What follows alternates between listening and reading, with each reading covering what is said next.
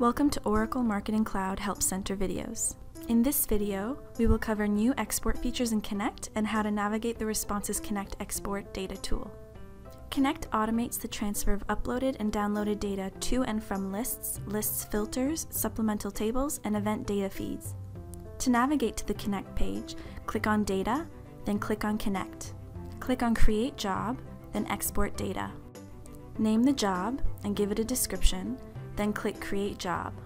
In the new export interface, you can work in order or jump between steps.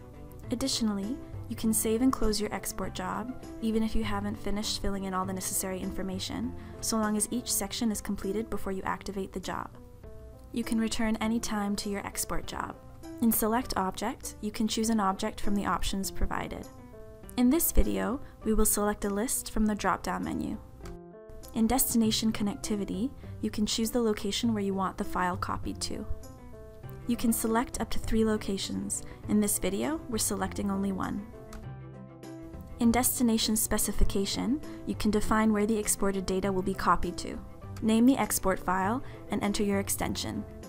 In Notification, you can have emails sent to notify you on success or failure of an export job, or only on failure. To do so, enable Send Notification To. Enter the email you want notifications sent to. And select your preferences. In Schedule, you can choose to schedule the export job once, multiple times, or not at all. Specify when you would like the job to run. Note that if you schedule a job but don't activate it, the job won't run. Click Save.